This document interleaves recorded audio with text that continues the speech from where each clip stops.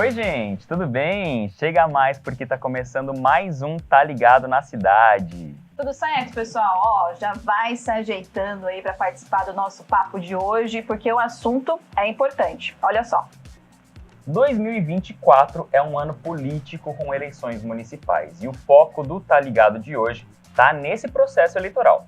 E vamos conversar com gente que entende do assunto. O advogado especialista em direito eleitoral, Gabriel Silveira, e a jornalista e nossa colega de emissora aqui da TV Câmara São José, Dani Rivas. No quadro Câmara Repórter, o Vitor Fraqueta fala sobre a confiabilidade das urnas eletrônicas. Para isso, ele bateu um papo com a Fernanda Soares, autora do livro Tudo o que você sempre quis saber sobre a urna eletrônica brasileira. Tem ainda o Tá na Rua, para ouvir os moradores da cidade e descobrir o que eles fazem para não cair nas fake news. E o Atividade Legislativa com o Lucas Guerra. Fica por aqui, o Tá Ligado tá no ar. E a gente está completando 2 anos com o programa no ar. Hoje estamos aqui, Fernanda Santos e eu, mas muita gente também faz ou já fez parte dessa história. Eu não poderia deixar de citar, claro, meu grande amigo Marvin Pinho, que apresenta aqui comigo. Mas tem também todo o pessoal da produção, da técnica, da direção Os também. nossos intérpretes de Libras também. Gente, muito obrigado pelos trabalhos de todos vocês aqui nesses 2 anos de Tá Ligado, viu? E sabe o que também acontece a cada 2 anos, Ti? O quê? Eleições. É importante. A cada 2 anos, nós, brasileiros, vamos às urnas para escolher nossos representantes. Ora presidente, governadores, senadores e deputados. Ora prefeitos também e vereadores. Pois é, e o que vai rolar em outubro de 2024, né? As eleições municipais. Então hoje a gente vai falar sobre esse processo eleitoral com os nossos entrevistados.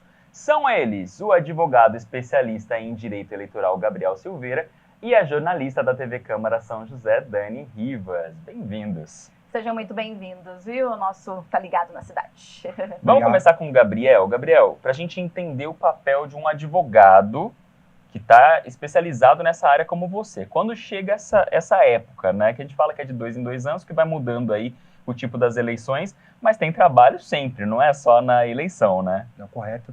Primeiro, agradecer o convite de vocês. Feliz em estar fazendo parte desses 2 anos. Parabéns para vocês. E para a gente também é muito especial falar um pouco sobre fake news, falar um pouco sobre eleições, porque não democracia, né? Sim. E como você disse, não é só em época de eleição que o advogado que atua na área eleitoral trabalha. Durante todo o ano, todos os dias praticamente, nós temos trabalho, principalmente quando se diz fake news, né? O que é o seu trabalho? Vamos pensar na prática aí. O que um advogado de direito eleitoral faz? Bom, todo candidato ou a pessoa que está exercendo um cargo eletivo, ele precisa tomar alguns cuidados, como, por exemplo, vai editar uma lei, uma norma, uma portaria, qualquer coisa que seja, dentro do seu próprio gabinete, ou uma lei municipal, uma lei estadual. Então, a gente precisa, além dos procuradores que trabalham diretamente nas câmaras legislativas, o advogado faz o trabalho, vamos dizer, nos bastidores. Sim. Que é verificar, desde uma postagem, o que ele pode falar, o que não pode, apesar de ser livre opinião, ele não pode cometer crime. Então, a gente trabalha nessa assessoria.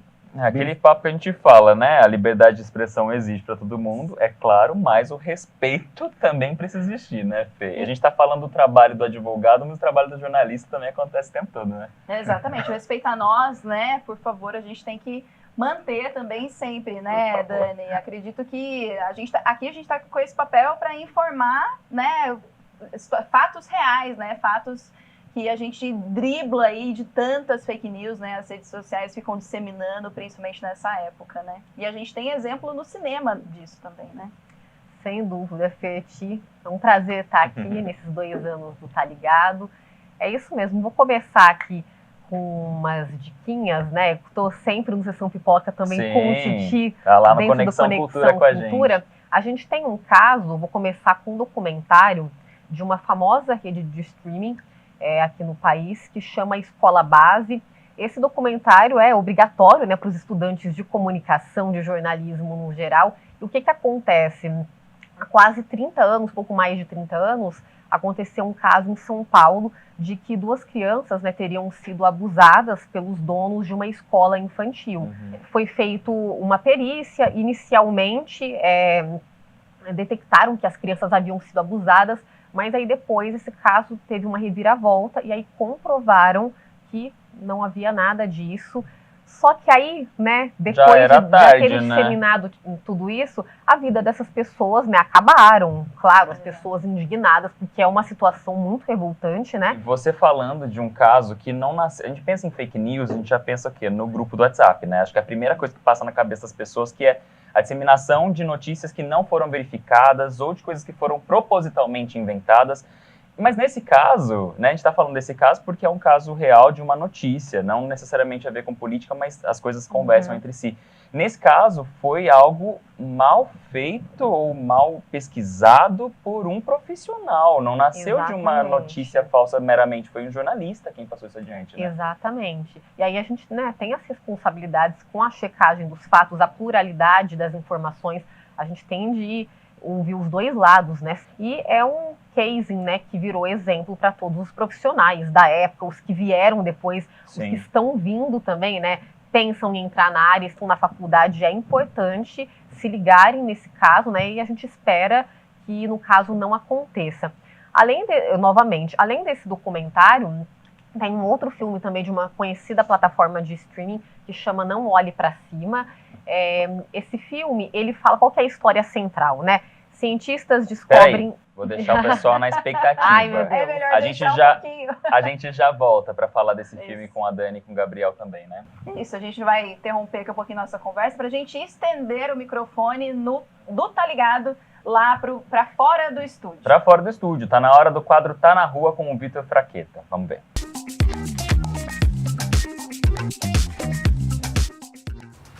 Tifer, hoje eu vou pro centro da cidade saber se as pessoas já caíram em fake news. E se elas já caíram, o que elas fazem para não cair mais? Vamos conferir. Com quem que eu tô falando agora? Com o Lucas, Lucas, você já caiu em fake news? já caí sim, principalmente na pandemia, bastante.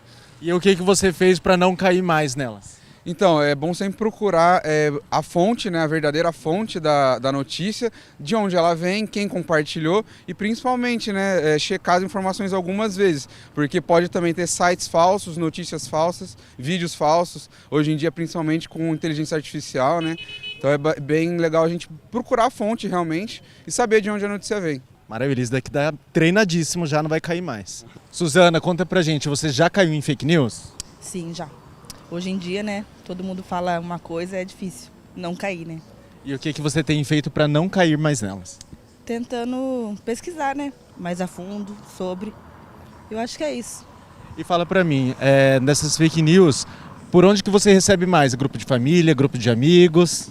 Sim, amigos, internet, Instagram. Andy e Delma, vocês já caíram em fake news? Não, até agora não. Até agora não. E o que vocês fazem para se manter longe delas? O que eu faço pra manter longe dela é passar longe. Tipo, passo a barra pra cima e vou pro que eu tenho interesse de fazer. Eu tenho que ficar olhando para ver as ligações, mensagens, essas coisas e tentar sempre estar bloqueando. Mas é difícil, né? A gente sempre cai, mas tá atento. É difícil e tem muita. Onde que vocês acham que encontra mais? Naquele grupo de família, naquele grupo de amigos, nas redes sociais? Mas o que eu acho encontro que eu uso muito são nas redes sociais. Redes sociais. Agora eu tô com o Natan, vamos ver o que ele tem para responder pra gente. Natan, você já caiu em fake news? Já. Eu acho que todo mundo aqui no Brasil já caiu em fake news. Mas uma coisa pra gente evitar, né, é fazer uma pesquisa mais a fundo sobre o assunto, sobre o que é a verdade, pra não cair. Mas é isso aí. E me diz uma coisa, você recebeu essa fake news por um grupo de amigos, aquele grupo da família, legalzão, como que foi? Foi de grupo de família. Clássico. Que não entende muito sobre o assunto, vê uma notícia e posta. Aí é basicamente comum isso. É isso aí, galera. Eu achei que o pessoal daqui da cidade está bem treinado, sabe? Tem gente que já caiu, não cai mais. Tem gente que nem nunca caiu. Mas eu quero saber de vocês aí no estúdio, Tia e Fernando. O que vocês fazem para não cair em fake news? Conta pra gente.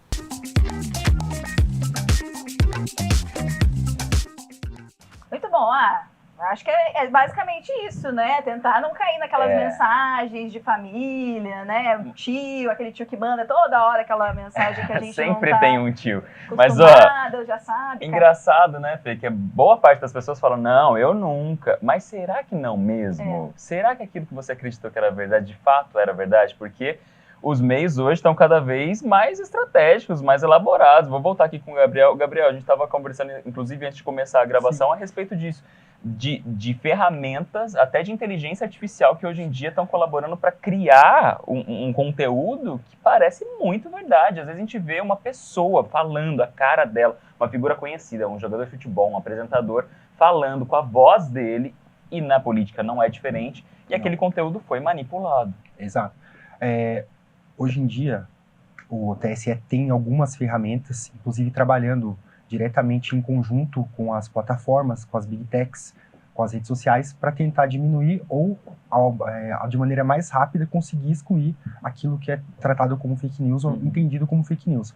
Mas, de verdade, o maior problema disso tudo ainda é a velocidade com que isso é disseminado e a dificuldade que ainda existe em conseguir excluir isso de maneira muito rápida, ou que não cause menos impacto na sociedade. E as ferramentas hoje, infelizmente, que a gente utiliza realmente são, muitas vezes, ainda inteligência artificial e realmente a colaboração das empresas, das big techs, das redes sociais para apontar que existe uma fake news e, em conjunto com o TSE, com a STF, né, com os nossos órgãos do judiciário, consigam excluir isso da maneira mais rápida possível. Mas, de verdade, hoje, assim como estava falando anteriormente sobre escola base, que foi um caso que apareceu na televisão, naquela época já não existia as mídias sociais, redes sociais, disseminou-se com tanta rapidez. Hoje em dia, então, isso instantâneo. É isso, ó. A Dani, né, Ti, vai voltar para contar do pessoal tá na expectativa, ela com certeza. Mais ela uma vai voltar dica depois de do filme. intervalo, mais uma dica de filme, não olhe para cima.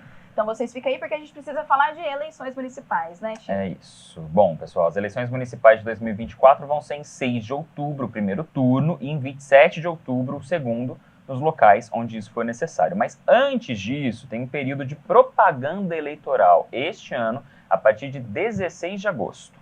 Isso, e esse é um assunto controlado pela resolução número 23.610 de 2019 do TSE, Tribunal Superior Eleitoral, que reúne as regras do que é permitido e proibido durante a campanha.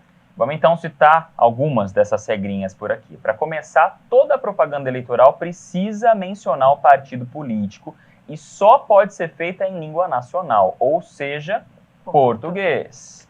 Atos de propaganda também não dependem de licença, mas devem ser comunicados à Polícia Militar com no mínimo 24 horas de antecedência, informando dia e horário. Assim, a autoridade policial pode tomar as providências necessárias para garantir a segurança do evento. É isso. Já carreatas, desfiles em veículos automotivos e outros atos de campanha que envolvam o custeio de combustível, esses devem ser comunicados à Justiça Eleitoral no mesmo prazo para fins de controle desses gastos. Muito importante. Fachadas de comitês de campanha podem ser usadas para propaganda, mas na parte externa da sede, os textos não podem ultrapassar 4 metros quadrados. Já a propaganda em bens públicos e de uso comum não pode, tá? Estão incluídos aí nessas categorias: postes de iluminação pública, sinalização de tráfego, viadutos, passarelas, paradas de ônibus, cinemas, centros comerciais, estádios, por exemplo.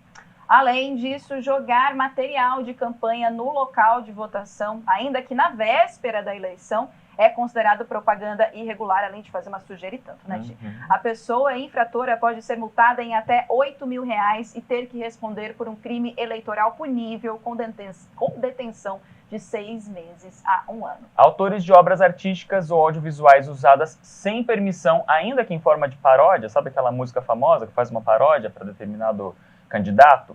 Esses artistas responsáveis pela obra original podem solicitar que a divulgação do material seja interrompida.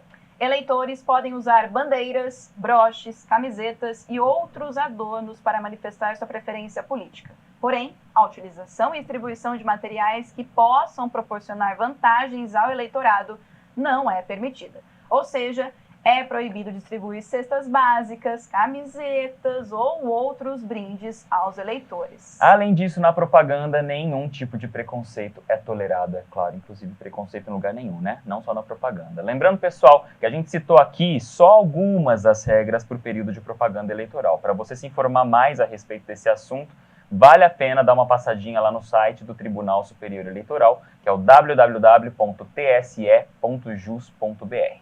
Agora sim, vamos para um rápido intervalo e daqui a pouco tem mais Tá Ligado na Cidade. Até já.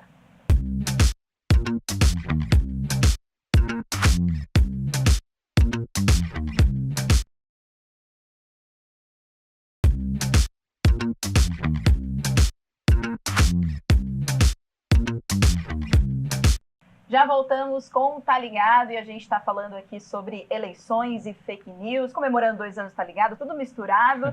E a gente ficou na expectativa, né, Ti, no primeiro bloco, a Dani Rivas, que está aqui com a gente, participando do nosso programa hoje, nossa colega, apresentadora aqui da TV Câmara, e o Gabriel Silveira, que é advogado eleitoral, que está ajudando sobre esse assunto. Dani, conta pra gente do Olhe Pra Cima, né, o filme. Não olhe para cima. Não olhe, na verdade. Se olhar, vai dar para ó, fake news começando aí. Exatamente. Basicamente, cientistas descobrem que um meteorito vai atingir a Terra e vai ser algo catastrófico, não tem como. Eles vão procurar a Casa Branca, entram em contato com a presidenta, no caso, que é interpretada pela Meryl Streep, maravilhosa.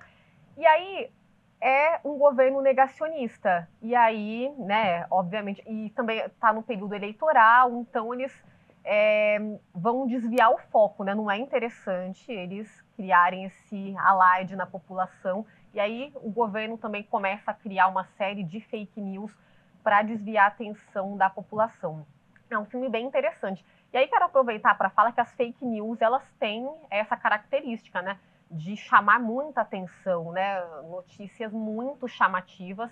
E aí a dica, né, procure, se você recebeu a informação, está vendo que as principais mídias, os principais veículos não deram, gente, então é uma notícia falsa. E também nós temos hoje várias agências de checagem, algumas inclusive são vinculadas a veículos de comunicação, né? A gente tem o Fato Fake no G1, o Estadão também tem uma plataforma, tem a agência Lupa, que é muito famosa, então dá um Google lá que você vai descobrir alguma agência de notícia para você checar essas informações. Dani Rivas falou tudo aqui pra gente. Pessoal, e aí, assunto eleições aqui, né? Sempre que o assunto é esse, uma figura já bem conhecida pelos brasileiros está presente. Eu estou falando de quem? Da urna eletrônica, que já é utilizada nas eleições do nosso país desde, 1996. No quadro Câmara Repórter, o Vitor Fraqueta vai trazer mais informações sobre a confiabilidade desse equipamento. Vamos assistir? O Tá Ligado de hoje é sobre eleições e fake news. Por isso eu resolvi bater um papo com uma pessoa que é especialista nesse assunto. É a Fernanda Soares. Ela é autora do livro Tudo o que você sempre quis saber sobre uma urna eletrônica brasileira. Eu acho que ela tem bastante coisa para contar pra gente. Bora lá conferir. Oi, Fernanda, tudo bem? Obrigado por você ter recebido a gente aqui no Tá Ligado. Fernanda, você fez uma pesquisa bem extensa sobre o processo de criação das urnas eletrônicas.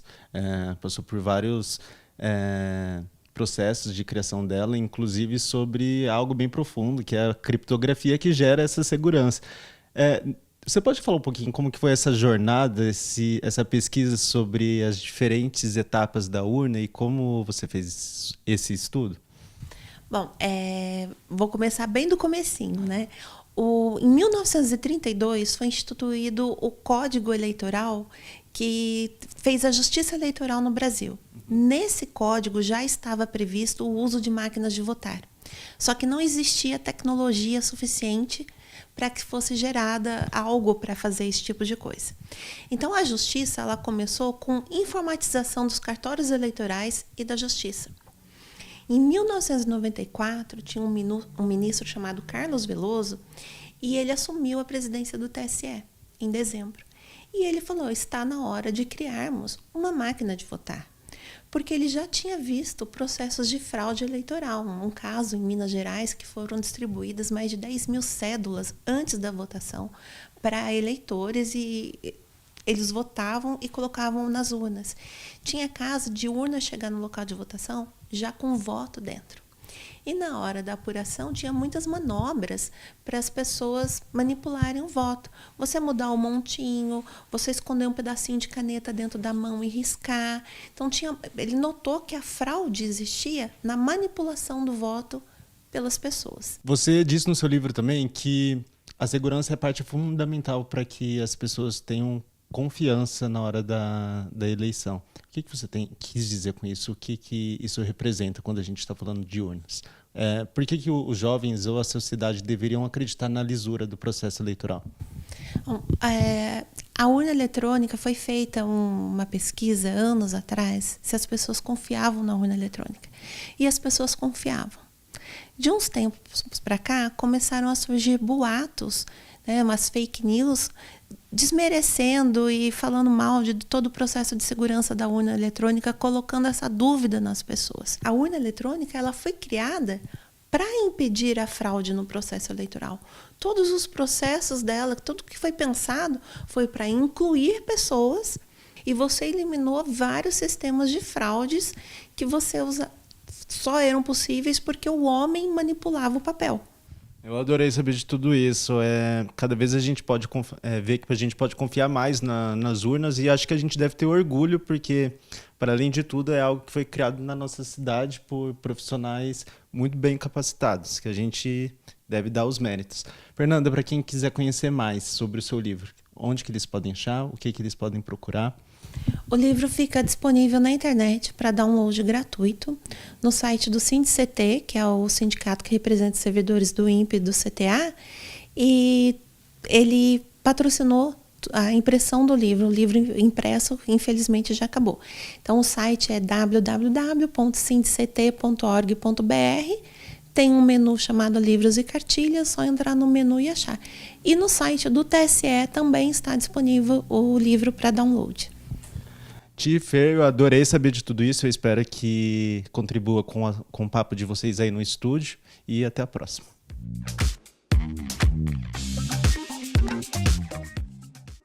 Olha aí, né? Fernanda, muito obrigada, viu, por receber a gente, a nossa equipe, me achará. Pois é, né, Ti? Não tem como imaginar que as pessoas queiram pensar de colocar, de votar num papelzinho, né? Voltar àquela, como era antes, né? As eleições, né? Né, Gabriel? É impossível, né? Não tem como, né? Difícil, seria realmente retroagir a um tempo. Estamos falando tanto de tecnologia, Exato. tecnologias para disseminar as fake news, e voltar a utilizar cédulas, acredito que seria um retrocesso muito grande.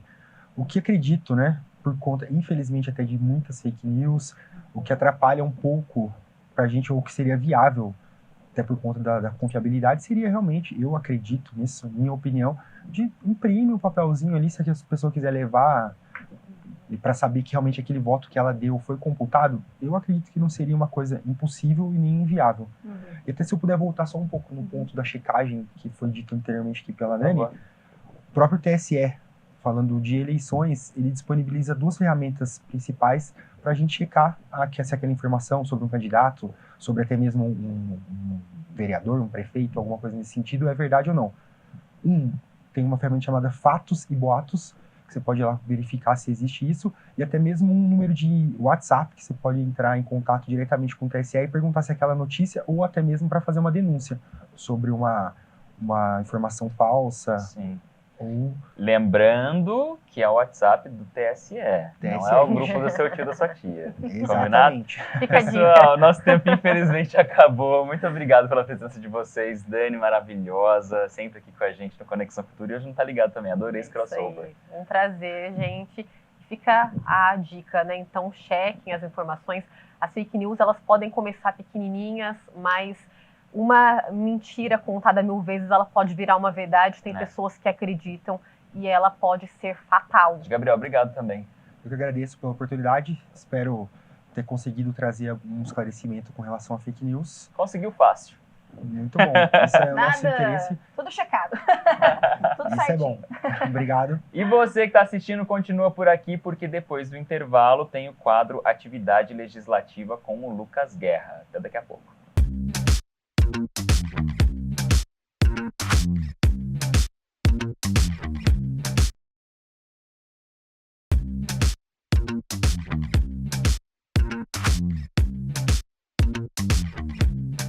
Já voltamos com Tá Ligado na Cidade. E de volta com o quadro que te informa sobre os trabalhos na Câmara Municipal. Pois é, este é o Atividade Legislativa.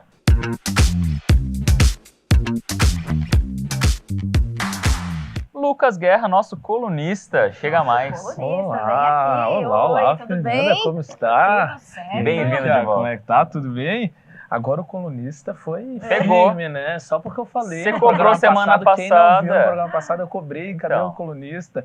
Legal, né? A gente sempre ia chamar de repórter, jornalista. Um nome Colunista diferente, né? também. Já pode atualizar seu LinkedIn lá. Vamos lá, vamos colocar. Guerra, assunto de hoje por aqui, eleições, fake news. O que você preparou pra gente?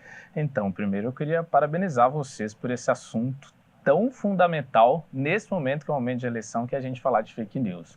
Né? A gente sabe o impacto que isso pode ter em uma informação falsa, leva às vezes a população a acreditar em determinada situação que não é legal, e é isso a gente vê depois, né? A gente acaba elegendo determinado candidato por isso, e o impacto disso vem depois. Eu queria falar um pouquinho do papel da Câmara nesse processo, principalmente de educação e conscientização, igual vocês estão fazendo aqui no Tá Ligado, né? A Câmara, ela cede espaço para diversas reuniões, né? Como a gente fala, a Casa do Povo, né? Exato. Muita gente vem aqui, então às vezes a população não sabe, a Câmara recebe encontros de diversas frentes, e a Câmara promoveu um encontro da OAB para debater justamente essa questão eleitoral, e uma palavrinha que talvez quem está em casa não entende bem, vedação eleitoral. O que a gente quer dizer com vedação eleitoral? Aquilo que pode, aquilo que não pode ser feito, principalmente por alguém que vai concorrer a um cargo público, algum candidato, algum vereador, durante esse período eleitoral.